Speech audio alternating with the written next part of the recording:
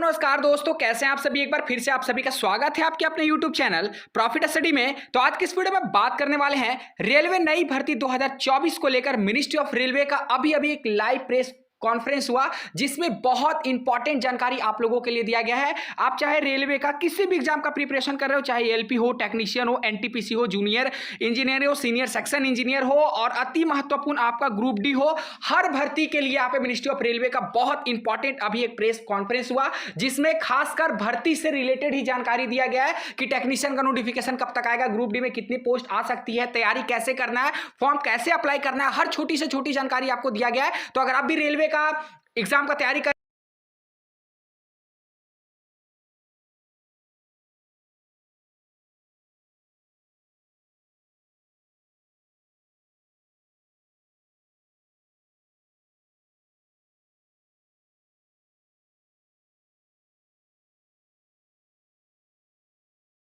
छात्र रेलवे से प्रिपरेशन कर रहे हैं, अपनी प्रिपरेशन को अंतिम धार देने के लिए तैयार हो जाइए। और ये सिर्फ और सिर्फ संभव है आपका किरण पब्लिकेशन का जो बेस्ट बुक आप सभी के लिए आज की इस वीडियो में हम लेके आए हैं। और मैं सभी कैंडिडेट से रिकमेंडेड करूंगा कि ये बुक आप सभी जरूर से जरूर ले, ताकि आप सभी इनमें जो भी आपका इसमें प्रीवियस ईयर दिया गया है, चाहे आप जो भी एग्जाम का प्रिपरेशन कर रहे हैं, ALP, RPF SI, RPF constable, JE group D, NTPC, तमाम तरह का रेलवे का जो भी भर्ती आने वाला है, और आप सभी को पता है कि रेलवे की तरफ से इसका नोटिफिकेशन निकाला जा रहा है, तो अपनी तैयारी को फाइनल टच देने के लिए आप किरण पब्लिकेशन का प्रीवियस ईयर पेपर, जिसमें टोटल अगर बात करेंगे तो मैथ का, चाहे रीजनिंग का या जनरल साइंस का हो, जिसमें आपका 1996 से लेकर अभी तक का पूरा प्रीवियस ईयर पेपर आपको दिया गया है। तो आप इस बुक को खरीदने के लिए आप नजदीकी बुक स्टोर पे भी जा सकते हैं, नहीं तो डिस्क्रिप्शन में आपको लिंक मिलेगा, ऑनलाइन घर बैठे भी इसे मंगवा सकते हैं। वीडियो आप ही लोगों के लिए बनाई जा रही है जिन्होंने रेलवे जॉब के लिए अप्लाई किया है, अप्लाई करने वाले हैं।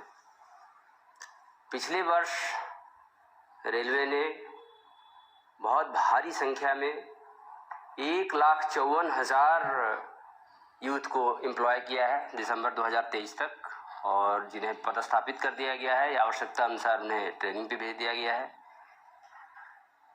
उन सभी का समायोजन कर लिया गया है और आज के डेट में railway man power optimum level पे है।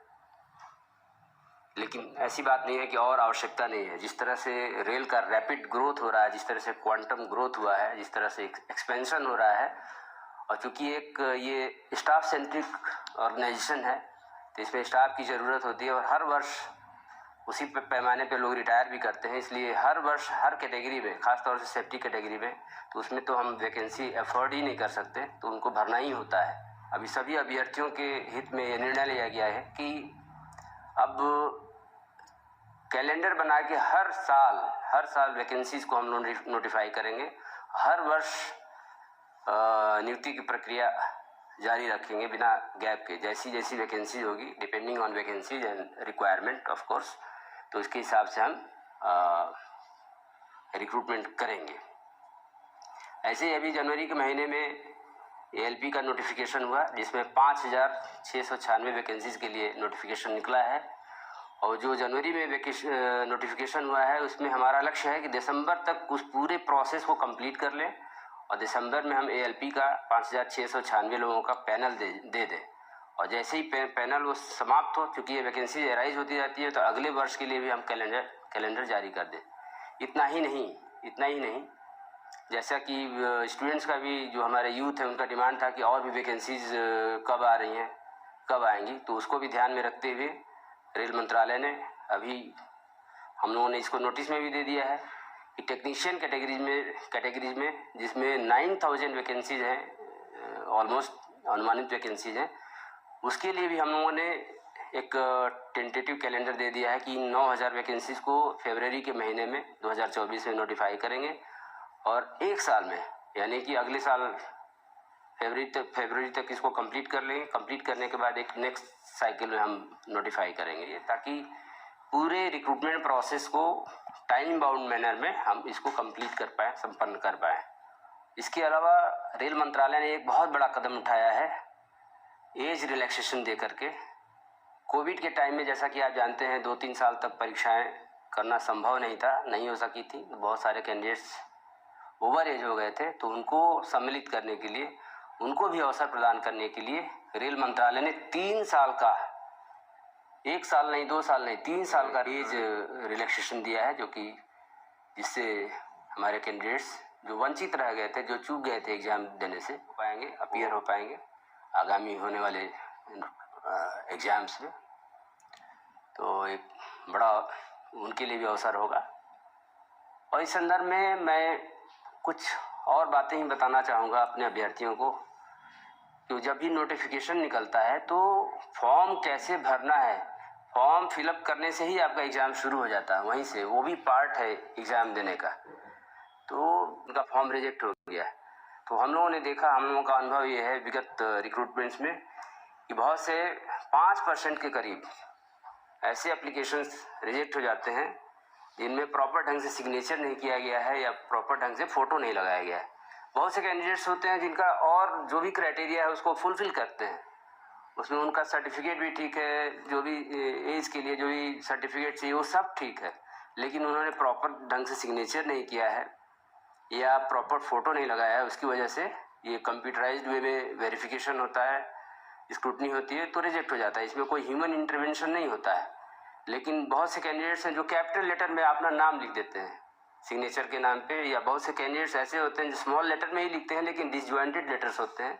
तो ऐसे सिग्नेचर एक्सेप्टेबल नहीं है, क्योंकि सिग्नेचर करना है जो इंस्ट्रक्शन है उसके हिसाब से रनिंग राइटिंग में करना है। ऐसे ही फ़ोटोग्राफ्स, बहुत सारे फ़ोटोग्राफ्स होते हैं जो जिनका रिजोल्यूशन सही नहीं होता।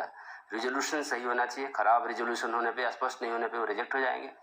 ऐसे ही बहुत से कैंडिडेट्स होते हैं जो फुल बॉडी का अपना फ़ोटोग्राफ दे देते हैं, या बहुत से ऐसे कैंडिडेट होते हैं, अभ्यर्थी होते हैं जो सेल्फी दे देते हैं, और ऐसे भी कैंडिडेट्स होते हैं जो ग्रुप में फ़ोटोग्राफ्स दे देते हैं। वेरीफाई करना बड़ा मुश्किल होता है। और जैसा कि आप जानते हैं, आइडेंटिटी और जेन्युइनिटी सबसे इम्पोर्टेंट पार्ट है किसी भी रिक्रूटमेंट प्रोसेस का। हमारी तरफ से अपील यही है कि फॉर्म भरते वक्त आप बहुत अलर्ट रहें, बहुत ध्यान से भरें, ताकि ये जो सुनहरा अवसर आपको मिला है उससे आप वंचित न रह जाए। और जो भी बातें मैं बता रहा हूँ, इन सब बातों को सभी आरआरबीज़ ने अपने वेबसाइट पे दे दिया है, उसको आप देख सकते हैं। ऐसे ही एज रिलैक्सेशन भी दे दिया गया है। तो हम सभी प्रतिबद्ध हैं, जो भी हम लोगों ने कैलेंडर दिया है, जो भी शेड्यूल दिया है, उसको हम लोग उस लक्ष्य को उसी शेड्यूल के हिसाब से जितना रिक्रूटमेंट है उसको हम कंप्लीट करें।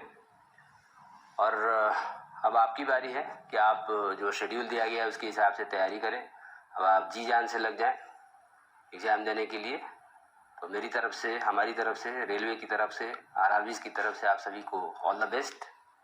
आप सभी को ढेर सारी शुभकामनाएं। धन्यवाद।